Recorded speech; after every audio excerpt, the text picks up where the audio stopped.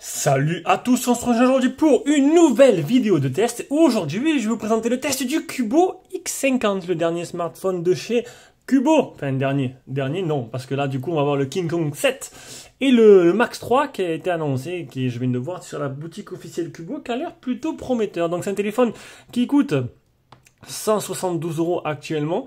Alors 172 €, c'est sans la TVA. Donc vous rajoutez 20% à ça que vous allez payer directement sur AliExpress au moment de l'achat. Donc c'est voilà, d'un coup un téléphone, on va pas dire low cost parce que la fiche technique est plutôt intéressante.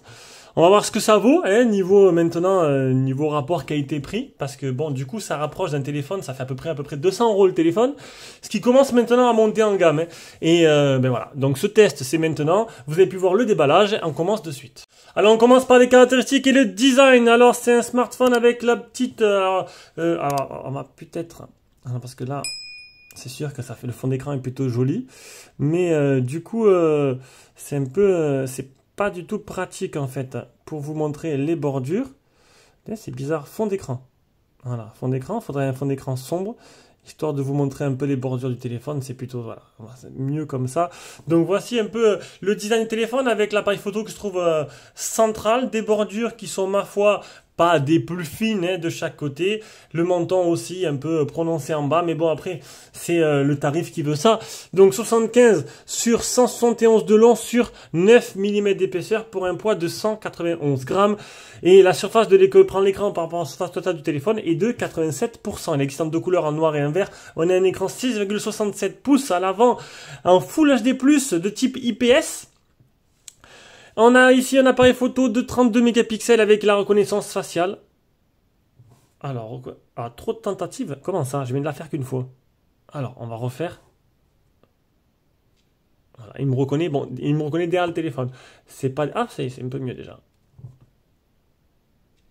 Voilà, bon, il fonctionne plutôt correctement et c'est plutôt pas mal. Donc un appareil photo 32 mégapixels, on verra tout à l'heure ce que ça donne. Sur le côté droit, on aura bouton volume, alors bouton capteur d'empreinte. Capteur d'empreinte qui est là avec le power au-dessus. Donc j'aurais préféré avoir le capteur d'empreinte avec le bouton power. Ça aurait été beaucoup plus simple. Et un capteur d'empreinte qui fonctionne correctement, même si c'est pas des plus rapides. En dessous, on aura le type C. Sur le côté gauche, on aura bouton volume plus moins. Alors là, il a un peu du mal à filmer. Je filme avec le Mi 11 Pro. C'est un peu du mal parce que c'est une couleur sombre. Donc il galère un peu. Donc bouton volume plus moins avec tiroir SIM. Côté gauche, dans ce tiroir SIM, on aura quoi? Une nano SIM et une carte SD, donc pas le master combo. Au-dessus, on n'a rien. À l'arrière, on a quoi? On a une plaque de cuisson avec 4 appareils photo. Donc, on a quoi? Un principal de 64 mégapixels de chez Samsung. Un deuxième 16 mégapixels grand angle. Un troisième 0,3 mégapixels. Et un 5 mégapixels pour le macro. Le tout animé par un Helio P60 avec un Mali G72, un 828. Donc, c'est le modèle. Il n'y a qu'un seul modèle. 4500 mAh de batterie avec la charge rapide 18 watts, le Bluetooth 5.0. Et il est full 4G. Allez, on passe à l'écran, un écran qui est protégé par un film d'origine, un écran où il n'y a pas précisé s'il y a une protection supplémentaire, un écran, alors là je suis la luminosité à fond, et ben voilà. Donc déjà, il se prononce pas à chaque fois, ces marques-là se prononcent pas sur la luminosité max hein, de leur écran, donc on ne saura pas. Mais franchement, ça casse pas des briques du tout, on fait le multitouche en direct, donc multitouche de, alors là, 5 touches seulement, c'est pas exceptionnel 5 touches, hein. Là, on va pas dire que c'est exceptionnel, les photos réelles, luminosité à fond. Alors je pense qu'en plein soleil, il risque de pas y voir grand chose, hein. Tant ça casse pas des briques. Et j'ai dû jouer de temps en temps sur la luminosité, où c'était un peu trop fort, où c'était un peu trop sombre, donc le capteur de luminosité, peut-être un peu capricieux, peut-être qu'il va s'améliorer au fil des mises à jour s'il y en a. Donc, on continue, j'en étais à l'écran, bon un écran qui est dans l'ensemble plutôt agréable, mais comme vous avez pu le comprendre, qui n'est pas super lumineux. Là, je suis à fond et voilà, c'est tout, on passe à la suite. Partie logicielle, alors partie logicielle, on est sur du Google Stock, tout simplement. Et ça c'est bien. Ça c'est bien parce que pour ces marques-là, il faut mieux prendre un Google Stock, tout simplement. Il faut mieux ne pas chercher à faire leur petite ROM personnalisée. Là, les mises à jour seront normalement assez simplifiées. Et surtout, ben, niveau fluidité, c'est plutôt pas mal. Ah, le Wi-Fi, pourquoi il n'est pas connecté au Wi-Fi? Je suis peut-être un peu loin. Là, j'ai changé, je suis passé à la fibre. Et le Wi-Fi 5 Go galère un peu. Voilà, je suis connecté. On est limite. Ça marche pas très, il marche pas très bien ce Wi-Fi. Néanmoins, voilà, j'ai 800 mégas, ça change. 800 gigas c'est plutôt pas mal. Donc, niveau fluidité, bon, bah, ça va le faire. Ça va faire le travail. Il y aura quelques ralentissements par-ci, par-là, mais c'est pas non plus dérangeant. Mais voilà, Google Stock, c'est plutôt très bien. On va passer au capture d'écran. Allez, en tout 206 361. Test de chauffe 32 degrés, ça c'est plutôt bien. Le Geekbench, le premier, le deuxième Geekbench, le PC Mark, le SafetyNet qui est passé. On les appelle 4G, les appels Wi-Fi, suivant l'opérateur. Hein. On a le NFC avec Android Auto et tout. On a un mode sombre, l'unité adaptative. On a une LED de notification. Ça, c'est assez rare pour être souligné. C'est dans Voyant. Une LED de notification pour les notifs, la charge et la batterie faible qui se trouve juste là. Et ça, c'est plutôt bien. C'est assez rare, ça s'est perdu. Et je sais que beaucoup de monde aime la LED. Ça consomme très peu et c'était plutôt très très intéressant. Navigation par geste ou par bouton. Le GPS test 2 mètres sur 11 satellites fixés sur 33. Donc c'est plutôt correct. On arrive à l'autonomie, une batterie de 4500 mAh, charge rapide 18 watts. J'ai utilisé 72% en 12h30 d'utilisation sur une journée type avec 2h47 d'écran allumé et 11 minutes d'appel. Donc c'est une batterie qui vous fera seulement une journée. 4500 mAh une journée, c'est assez peu. Alors ça, c'est sûr, il me restait que 28%. Donc il faudra le recharger tous les soirs. Voici l'historique de batterie. Et puis voilà, on passe directement à la partie jeu. Allez, on se rejoint sur Call of Duty Mobile. Alors au niveau des paramètres, j'ai mis au max. Donc audio et graphisme, on a élevé qualité des graphismes et fréquence d'image élevée. Voilà, tout simplement.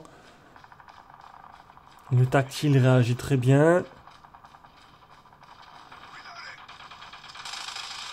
Il est assez niveau précision, c'est plutôt pas mal. Bon, ça fait longtemps que j'ai pu jouer. Hein. J'ai un peu laissé tomber. Avant, j'étais un vrai geek avec ce jeu. Et depuis, j'ai laissé tomber. Je pense que j'ai peut-être eu une overdose de Call of Duty. Même si le fun est immédiat. Donc, c'est super jouable. Et c'est plutôt pas mal. Allez, on passe à la suite. Et la suite, c'est l'appareil photo. Donc l'appareil photo, je le répète, un 64 mégapixels de chez Samsung pour le principal, un 16 mégapixels grand angle, un 5 mégapixels macro, et le quatrième, il sert à rien. Et à l'avant, un 32 mégapixels. Donc au niveau de l'option, donc on a ici le mode grand angle, ici le mode normal, et le mode macro. Pas de zoom numérique, les paramètres, ils sont juste là. Donc les photos m'ont été prises en 9 mégapixels 16 neuvième pour ceux qui se demandent. Et au niveau d'un mode portrait, mode vidéo, et au niveau de la vidéo, tu peux filmer jusqu'en Full HD 30 fps. Voilà, pas de 60 fps dessus. On a après un mode beauté et un mode extra. Et dans ce mode extra, tu as un filtre mode nuit, panoramique et pro. Voilà, voilà. Donc maintenant, je vais vous mettre toutes les photos que j'ai prises. D'ailleurs, toutes ces photos se retrouveront dans un dossier. Dans le lien, vous aurez un lien avec toutes les photos, un lien Drive avec toutes les photos en taille réelle que vous pourrez aller voir pour vous faire un petit avis perso de ce que ça donne. Voilà, dans la description de la vidéo. Allez, on passe aux photos. Je vais vous mettre les photos de suite.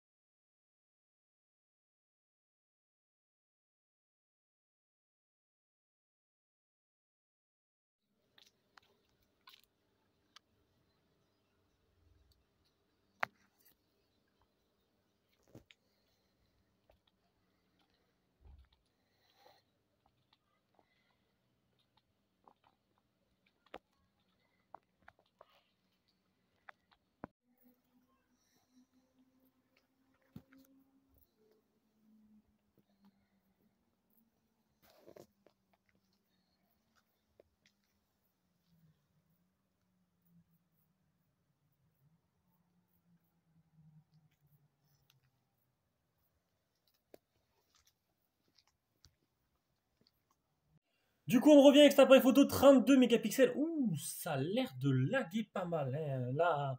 Donc, ça permettra de faire un petit aperçu de ce que ça donne en capture vidéo, en capture sonore. D'ailleurs, j'ai oublié de la petite réclame. Si tu aimes nos vidéos, tu veux t'abonner, tu peux me laisser un commentaire, un petit j'aime et tout. On répondra à l'occasion. Tu pourras aussi faire un petit don sur Tipeee ou directement avec le bouton YouTube bouton rejoindre sur YouTube pour nous aider, parce que tu aimes notre travail, parce que oui, c'est un travail, et du coup, tu auras accès à des avantages comme les vidéos en avance, la possibilité d'acheter comme ce téléphone-là, que le Cubo, qui, ben non, en fait, il est là, qu'un tipeur l'a acheté, voilà, tarif préférentiel, moins cher que moins cher, la liste des produits qui arrivent, les lives avant, les vidéos en avance, etc., comme un abonné Prime. Voilà. Donc, les photos, ça donne quoi? Bon, comme d'habitude, en bonne condition, ça peut aller. L'appareil photo 64 mégapixels Samsung se débrouille plutôt pas mal. Mais sinon, bon, il va pas casser des briques. La nuit, bon, tu as pu voir que la nuit, le mode nuit, il sert à rien. Il n'y a pas de différence. Et sinon, ben, le flash plutôt bien. Le selfie, par contre, ça, j'ai bien aimé le détourage. Bon, il est un peu pas tout le temps parfait, mais dans les deux photos, on peut voir que l'arrière-plan est bien flou et ça met bien en avant le sujet principal. Mais sinon, dans l'ensemble, bon, ça fera son taf. Ce sera pas non plus extraordinaire. Allez, on passe à la dernière partie de ce test avec la partie son. Le son communication, c'est plutôt correct. J'ai pas ressenti de gêne spéciale. Il n'est pas extraordinaire, mais il n'est pas non plus mauvais. Donc voilà, normal, dans la moyenne. On va maintenant écouter le haut-parleur, simple haut-parleur.